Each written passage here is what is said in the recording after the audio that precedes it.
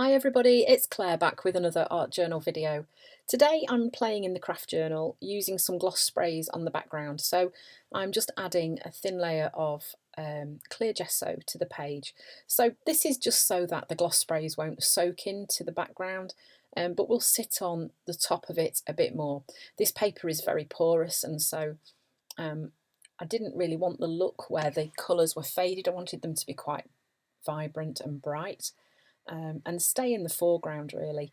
So that's why I've added the clear gesso before starting with the gloss sprays. So then I've gone in with Orchid and Tangelo, and then I'm using Heather as well. And you notice I've just tipped the book up there. I'm just allowing those sprays to kind of run down the page a little bit too.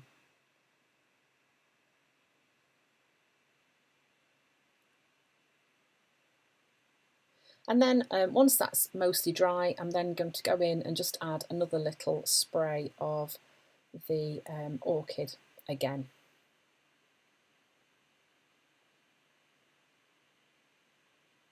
And I'm cleaning the nozzle off once I've finished as well.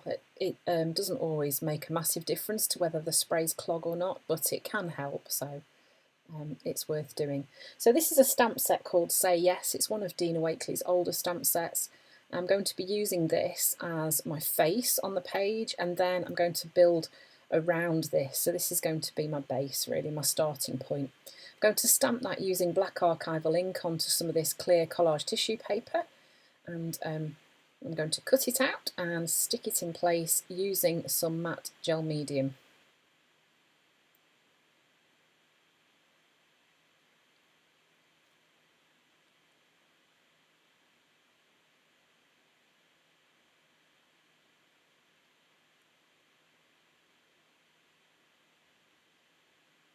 One of the lovely things about this collage tissue paper is that it does, if you get the right amount of medium on the background, it will just kind of melt into the page, and you can still see a little bit of the background colour coming through. So then I'm using, I think it's Night, it doesn't look like black, I think I've used Night. I think the reason I've used that is because I wanted it to work better with the colours that were on the background. So then I'm just adding in some hair. I'm going to have the hair kind of flowing across the page, as you can see. And I am just painting this in, so if it goes wrong, it goes wrong. I'm just adding in the paint where I want the hair to go. One of the things about this that would work really well is if there was to be a mistake, as long as I tried to remove it while it was still wet, it would come off the background pretty much, because the gloss sprays are dry. And as long as this paint that I'm adding now wasn't dry, then I would be able to remove it reasonably well.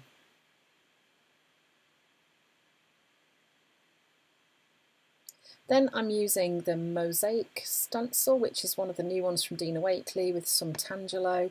Just adding a bit of stenciling onto that background, and it just kind of brightens up those colours a little bit.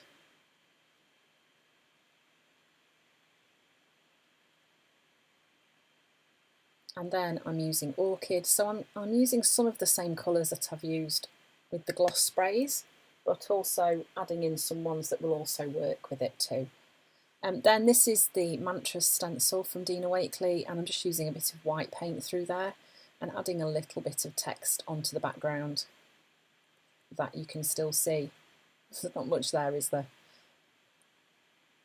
Okay, so this is the frond stencil and mask, and I'm using this, is going to be adding a little bit of pattern onto the hair. I'm going to try and create a bit of movement using this stencil. I'm not entirely sure what colour that is. I think that might be Night mixed with some white that I'm using there, so it doesn't look like any other of Dina's colours. Then I'm just working out which way this is going to work best to create that movement that I'm after with this hair. So, you know, you don't have to use the whole stencil, you can just use parts of it. I'm using the blending tool to just get that paint on. I'm not using a lot of paint, I'm going in with quite a thin layer. So then I'm just continuing to use that mask, and I'm just overlapping it and adding more and more layers on. and creating that movement in the hair. Then I'm going back in with some night paint and a thinner brush, and I'm adding some brush strokes over the top of it to help give the feeling of more movement in that hair too. So again, just creating layers, layers of paint and pattern on this focal point.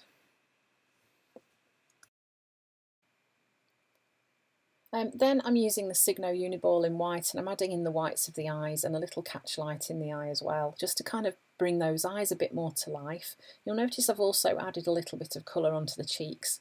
I think this ends up getting wiped off because I decided I didn't like it. It just goes to show, you know, you can do things and think, oh, really, it's not working for me. You can get rid of it fairly easily. So then I'm just using a grey Posca pen. And just adding some more lines onto the hair and some little dots, a bit of mark making. Just again, trying to create that movement in the hair. And you notice the cheeks have disappeared.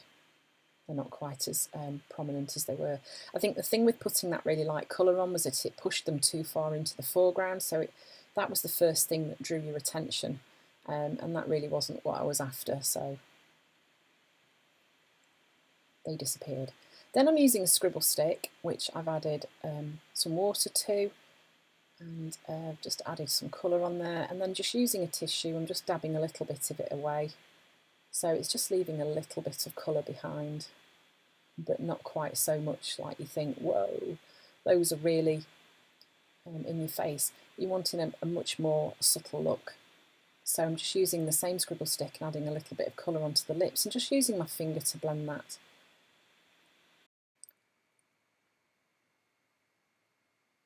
Then I am just dabbing up a little bit of the water using a tissue there or a piece of kitchen roll, and then going in with the Signo Uniball, adding some highlights onto the face and just smudging those while they're still wet. I didn't really want them to be a harsh line. And then I'm writing my quote, going up the side of the hair using a Posca pen.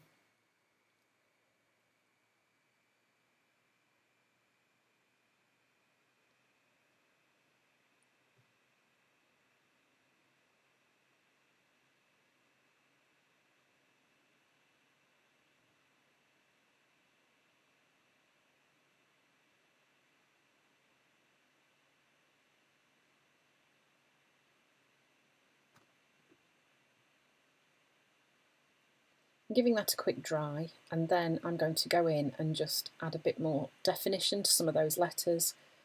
You can see there my pen completely exploded all over the H. So dab it off quick while it's still wet, and then all I'm doing is just going over those letters again, so it just pops them out a little bit more from the background.